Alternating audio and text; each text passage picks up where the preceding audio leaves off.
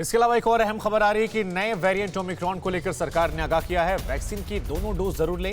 Doctor VK Paul ने बड़ा बयान दिया। मास्क का इस्तेमाल करें, भीड़ भाड़ लगाने वाली जगह पर जाने से बचें और बूस्टर डोज पर एक्सपर्ट्स आखिरी फैसला लेंगे।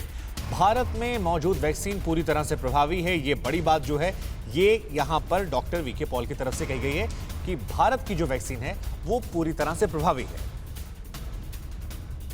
मेरा मैसेज यही होगा कि वैक्सीन लगाइए, दोनों वैक्सीन अपने अपने का जो पूरा कोर्स करवाइए। नंबर 2, मास्क पहनिए। तीसरा, भीड़ में मत जाइए। पार्टियां अभी करने का वक्त नहीं आया है। सेलिब्रेशंस करनी है तो थोड़ा लिमिटेड तरीके से करिए। घर के अंदर रहिए और बिल्कुल चौकन्ने रहिए कि हमें ऐसी चुनौती अगर देश में आती है तो हम मिलकर इसको फेस कर सकें और अपनी तैयारी रखें। और अगर आपके सिम्टम्स हैं तो अपना टेस्ट करवाइए और अपने आप को आइसोलेट करिए।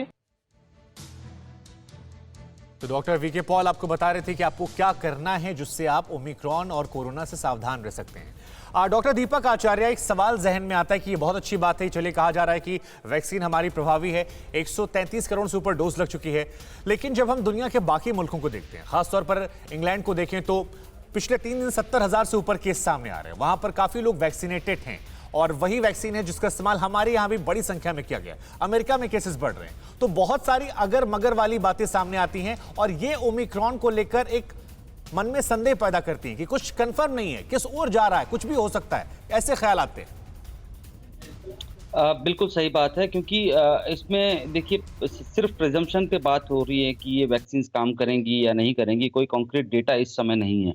लेकिन इस बात से भी डिनाई नहीं किया जा सकता कि हमारी वैक्सीन जो होंगी वो 100% इसमें प्रोटेक्ट करने वाली हैं, क्योंकि जब कंपनीज बनाती हैं वैक्सीन तो भी वो उनकी एफिकेसी जो 70 से 80% बताती हैं।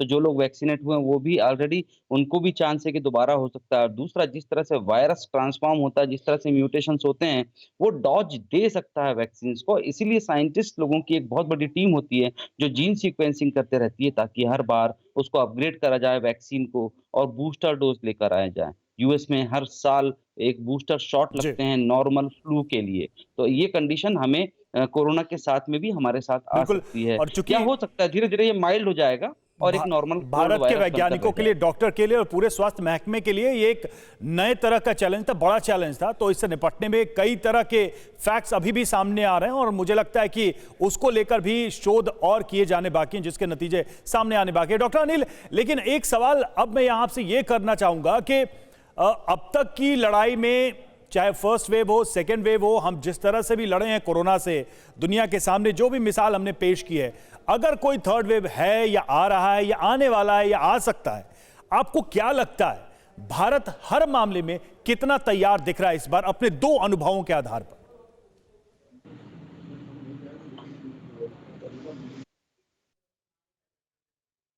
डॉक्टर अनिल, आपका ऑडियो म्यूट है, अनम्यूट करें और फिर आप अपनी बात रखें।